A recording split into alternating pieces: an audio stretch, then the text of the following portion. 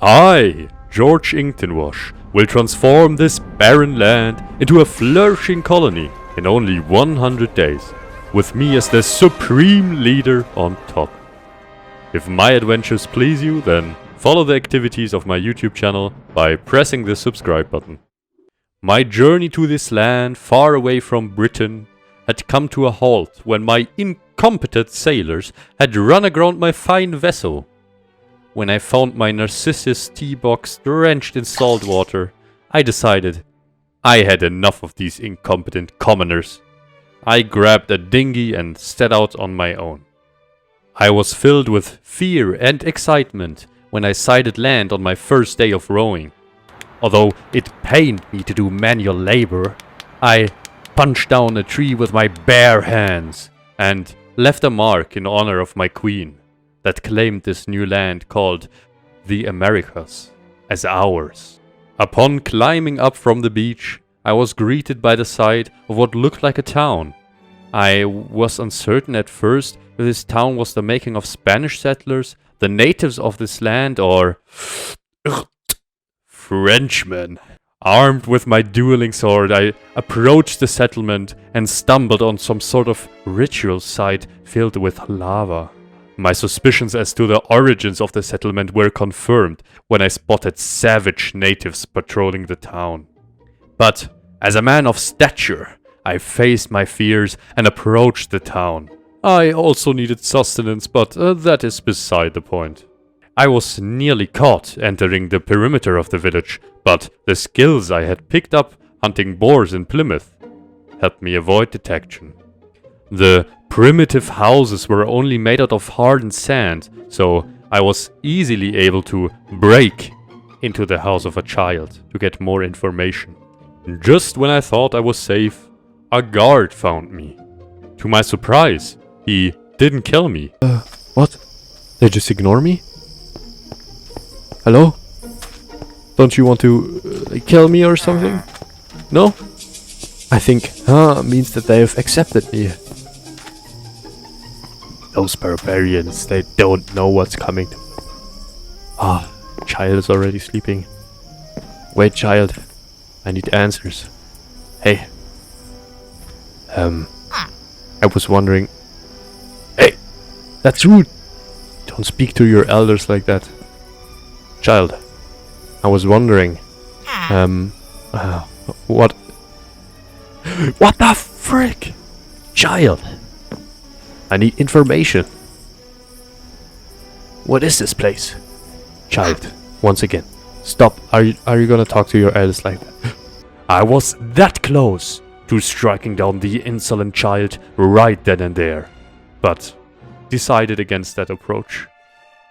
Maybe the child was tired, and it would rethink its behavior the next day. So, can we talk now? Okay, I take that as a yes. You were very excited, right? So what is this place?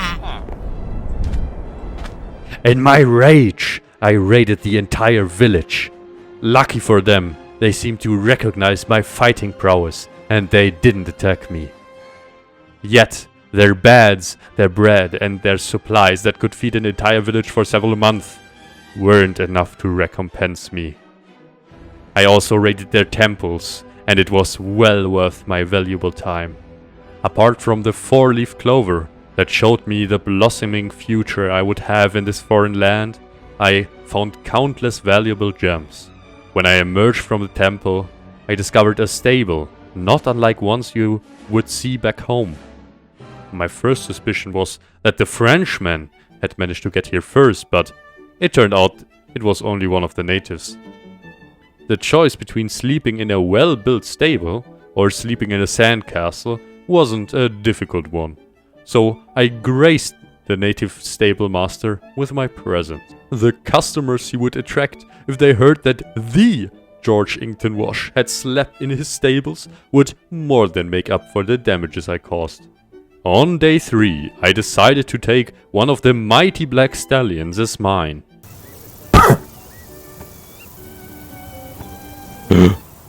Wait a minute. Hello? How are you doing? Everything alright? You know what? I'm just gonna trust you, okay? You're not speaking, but maybe this is the curse of this land. Let me... wait, we need to... I have only fought duels until now. Wait, are you not honorable? Are you not honorable? I challenge you to a duel. Wait.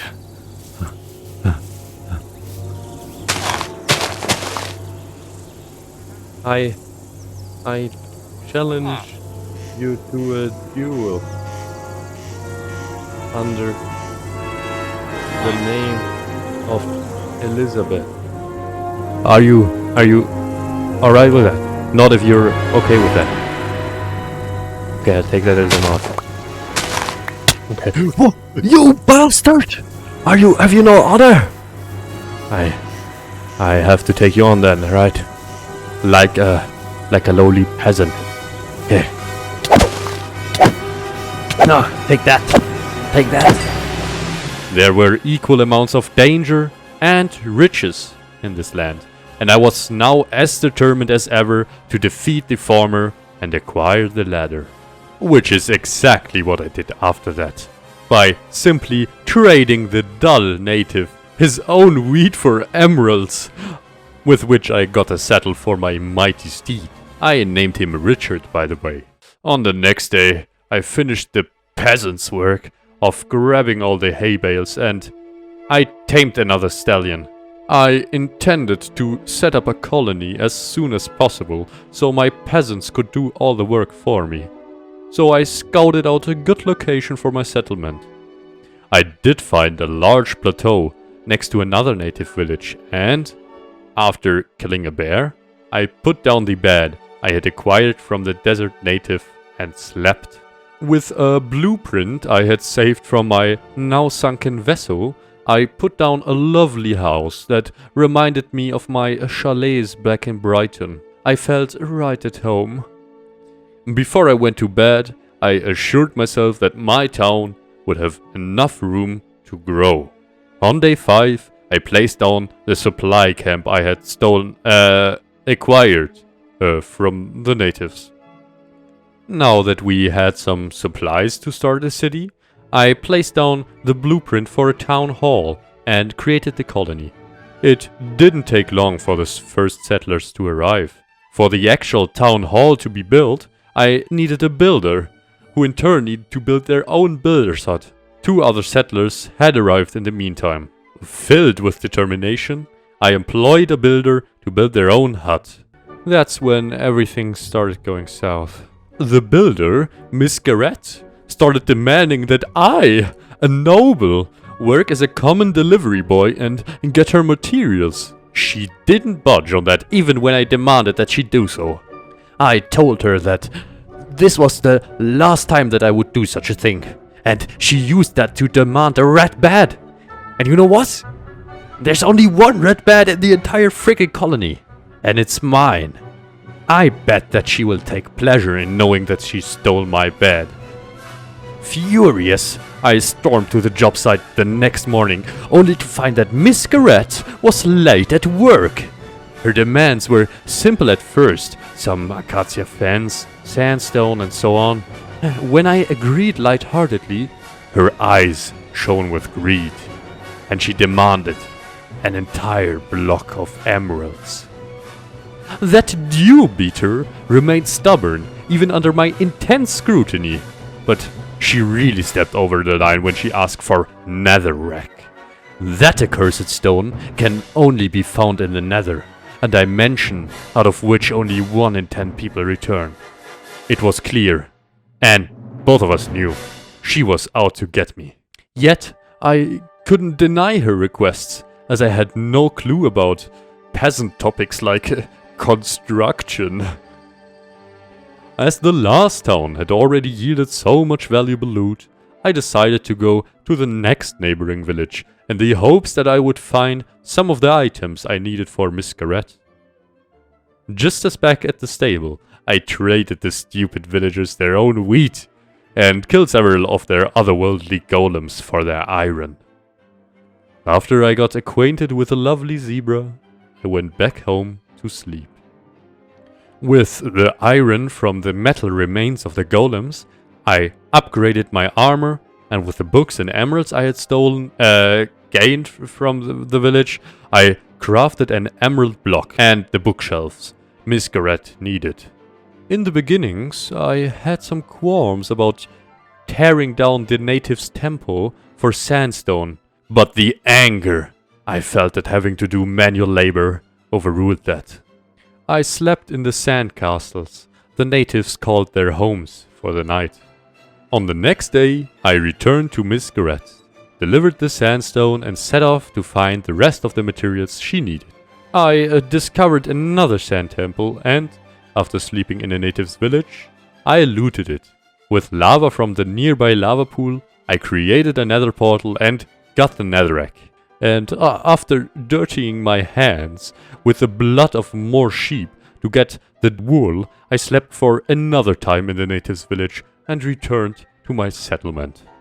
And I also captured that zebra I talked about earlier. The next days were a blur of endless farming. Miss Garrett always needed new extravagant items, especially a lot of wool. Although it was entirely unfitting of my station, I decided to lure some of the sheep into my settlement to start a sheep farm.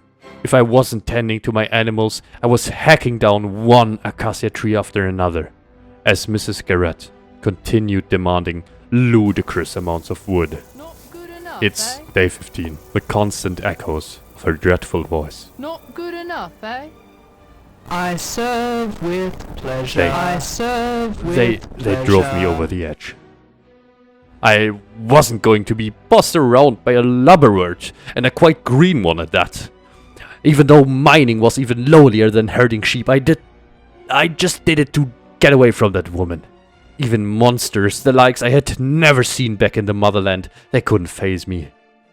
I slaughtered them without fear or remorse.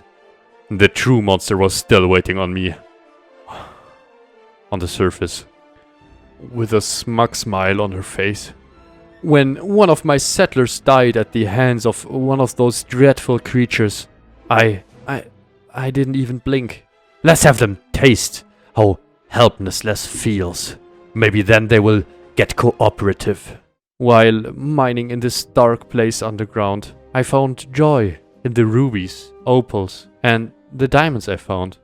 That joy was quickly crushed the next day when I found out that the peasants were going to rest the next day to mourn the dead. Do they think that we can afford such carelessness? On top of that, Miss Garrett was demanding 3 blocks of gold for her builder's hut. At this point, she's just shamelessly admitting that she's extorting me. And I told her exactly that. There's no possible way for you to justify needing 3 blocks of gold. For a shack. It's a freaking shack. This is for your own self-gain. What happened next made me realize the true monster she is. The first thing I saw was the death message. Your soon-to-be second builder, Arlo Corby, has died. I ran out to see one of the natives running wild in my settlement. I bravely faced the intruder and bested him in combat. As the intruder went down, I heard him whisper, "Garrett." I was shocked to my core. That had been a sign from her. A sign that told me I not only can do it, but I also will do whatever it takes to succeed, even if it takes the life of my fellow countrymen. As much as it pains me to admit it, I might have hit Miss Garrett with the flat of my blade. A noble of my caliber shouldn't have done so, but I needed to set boundaries. But that wasn't enough. I just couldn't continue as usual. I needed a plan of approach. So, I went back down into the underground to think about my next steps in the fight against that monster that calls herself human. I emerged from my days of mining not only with riches, but also with a plan. I would fulfill all her requests, even if it was beneath my station. But as soon as she's finished, I will eliminate her and have another peasant take her place. It wasn't one of my most genius plans, but it seemed like my only viable route forward. I also had the perfect man for the job. A new settler called Kenny Goddamn. That name carries great power. The days blurred once again into a constant stream of stuff I needed to fetch or craft. I didn't care when she demanded spruce logs, a tree that only grows in snowy areas, and I had to tear down my own house because the only spruce logs in a 500-kilometer radius were used in my house. I didn't care that I had to mine for 5 days to get enough gold for the 3 gold blocks. I endured everything. While the gold and iron I had farmed was smelting, I lit up my entire territory. The light would keep predators, and most importantly, Mrs. Garrett's assassin squad away from my settlement. I also crafted myself better gear with all the gems I had mined, and made myself a little garden. I told myself at first that I was only doing it to get food to live, but I found myself quite enjoying the process. On the morning of the next day, I think it was the 27th day, I excitedly gave Miss Garrett the last missing ingredients, the 3 gold blocks. For several days, she had me watch her work, while she would demand a few leathers or some wool. She must have grown old of me watching her, because she suddenly started asking for a good buttload enough, of eh? materials. 38 red wool, 20...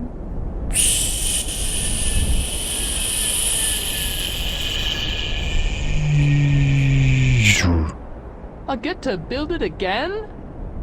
You know what? You.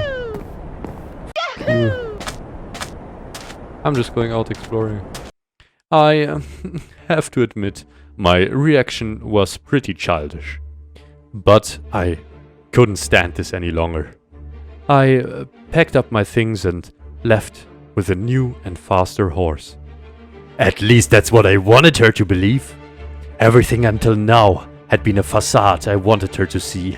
That monster had of course thought of a counterplan. She intended to just continue to ask for more materials while destroying the ones she had already placed when I wasn't looking. If the builder's hut would never be finished, she could never be killed. During my weeks of adventure, I befriended whales, traversed countless biomes, raided other stables and found honey cows. I also found some sort of shipwreck filled with natives that tried killing me with green creatures that explode. The fight was intense, but they stood no chance against my superior fighting prowess. All that was quite enlightening, but not part of my plan to bring Miss Garrett to fall. My true goal was to loot more of the natives' temples and houses to get more of the instant building supply camps. I came back to my settlement with 3 of the instant supply camps. I gathered its materials and went to sleep knowing that I had enough materials to drown Miss Garrett in them. The next day, I delivered all the items Mrs. Garrett would ever need in her entire lifetime. While she hopelessly struggled with coming up with a way out, I started on creating a field for my future peasants, the workers. What I didn't foresee was Mrs. Garrett's arrogance. Instead of requesting materials she didn't have, she started requesting flint and steel, which she already had. We had a fierce argument, but she didn't budge on her idiotic demand. My patience came to an end. What is hopelessly bugged? I'm gonna get so much satisfaction. Oh.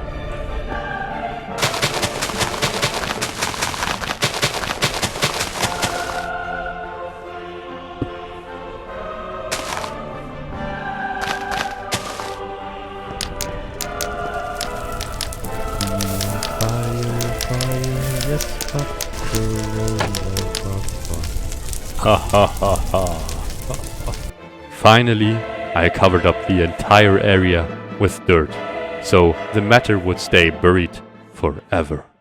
I asked my settlers who wanted to take Miss Garrett's place, and I can tell you how much of a relief I felt when an honorable man, Boyden I. Madden, stepped up from the crowd and, with a sure voice, said, I know. And let me tell you, he knew a thing or two about construction.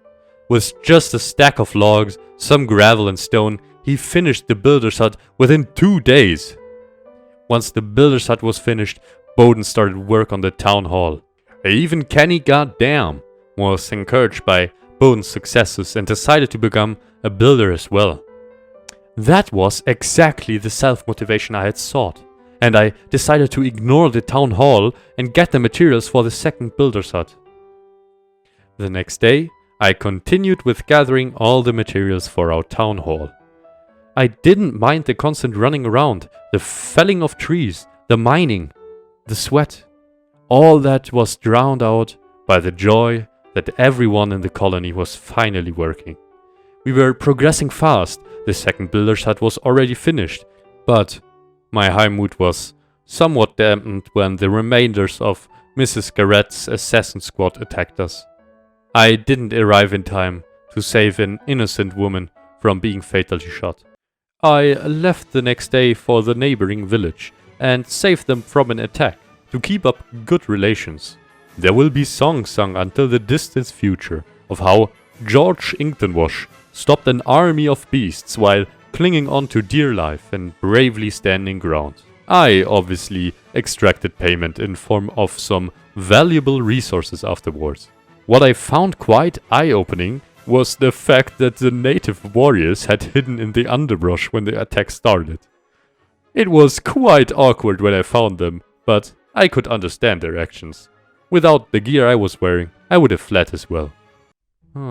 When I returned to the village with the resources needed to finish the town hall, the atmosphere with my remaining citizens felt tense. Yesterday had been a day of mourning for the dead. Was that it? No. Was more than that. At first I thought that I could lift that tension by building houses, and it indeed worked for a while. Now that I think about it, they had been asking me to build a house to sleep in since day one, complaining that they hadn't slept since they had arrived here. What made this whole issue come to a head was when Kenny finished building the house, but couldn't live in it because women receive housing before men do, and that's common knowledge. He insisted that he had built this house, and he wanted to live in it. I told Kenny that I planned to build more houses, a decision I had made up on the spot to get out of this mess, but Kenny stubbornly wanted to stay in his first house he had built. I didn't know what to do from here, so I just decided to ignore and overrule his decision. I had him start construction on a farm instead of a second house, as the colony was running low on food. Finally, both Kenny and Boden finished construction on the farm and town hall respectively on the same day. As I was a man of my word, I ordered the construction of 3 extra houses to house the entire colony, and both my builders went to work. During those days, I sprinted around the colony, chopping down one tree after another.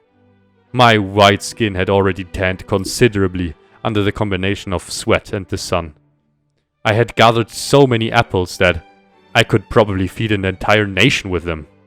Then it hit me. Why don't I just employ someone to cut down trees for me? So I put down the blueprint for that occupation right next to the forest I grew right next to my house for a renewable source of trees, and Bowden started working on making that blueprint a reality. Because I had placed the blueprint on uneven ground, it needed to be flattened, and I decided to help Bowden. He actually gave me a few pointers on how to efficiently move a lot of dirt, and surprisingly, I was thankful for that. He had finished the place in no time, and I promptly hired the last unemployed citizen as the lumberjack. I also placed down a mine which would hopefully produce a lot of cobblestone. because I needed more people to fulfill all those roles in our new colony, and new citizens only arrive at the settlement if there are empty houses, I placed down blueprints for even more houses. Now, the only thing left to fix was the always running around like a delivery boy part. For that, we could place down a warehouse that stores all the items of the colony and a courier who brings and fetches all items from the warehouse. When I prioritized building the warehouse and pushed back the construction of more houses, Kenny started a strike. Their demands were ridiculous.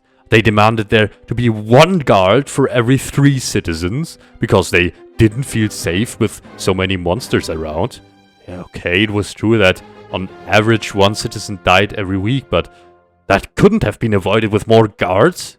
Oh, okay, well, maybe it could have, but I wasn't going to be placing down barracks, trading centers, guard towers, and a university to research all the buildings as they demanded. Did they even know how expensive only one of those buildings would be? It didn't help my case that some savage natives attacked and nearly killed Kenny the next day. Now even Bowden had joined in on the protest. After trying to egg them on for a while by continuously firing and hiring them, I caved. Okay, I would start building the university and all the buildings, but after I had finished the construction of a warehouse and 2 courier huts. So, I started gathering materials with an iron will. I felled so many trees that my hands were permanently sticky from the sap. I traversed tens of cave systems in search of granite, only to find that it didn't spawn naturally and I had to go into the nether, get quartz, combine quartz with cobblestone. I could have just built a boat right then and there and sailed back to Great Britain with all the rubies, the diamonds and other valuable gems I'd found. I could have bought a small kingdom, but deep in my heart I felt responsible for the settlement. We weren't the prospering town I had wished it to be, but each and every one of my citizens lay dear to my heart. Together, we finished the construction of the extra houses so new settlers could arrive, and we constructed the delivery man hut. The extra houses paid off as several new citizens did indeed arrive to fill the space. What I didn't expect was for King Hammond to arrive at the colony. He told me that he had been caught cheating on his wife and he needed to disappear from Queen Elizabeth's radar for a while for things to calm down. I just couldn't decide. Should I be offended? Should I be honored? Or am I duty bound to strike that man down? When the king of my country voluntarily took the position of the courier, which only consists out of running around with abnormally much on your back, I decided I would just treat him like I would my citizens. With so many helping hands available, I upgraded all the houses, which should allow for people to procreate. The new bustle of the village was interrupted when mummies from the neighboring temple attacked the town. To be honest, they were quite underwhelming. Because I was still cutting down wood, even though I had 2 lumberjacks, I decided to build 2 additional woodcutters. And I also got spruce wood seeds, as the builders seemed to really like the wood, but it didn't grow naturally near the desert.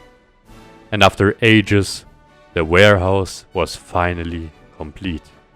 As expected, King Hammond had to learn the ropes of being a courier first. I taught him some recipes and instructed him on how much or where he should fetch items. Now I can just put any item in any of those storage devices, and if anyone in the colony needs something, King Hammond will bring it to them and, if needed, bring back their produce. It felt odd at first to have your king run errands for you, but he always told me that he had enough experience running after he had to run away from his queen for the last year. With the warehouse finished, I put down the blueprint for the university and started construction.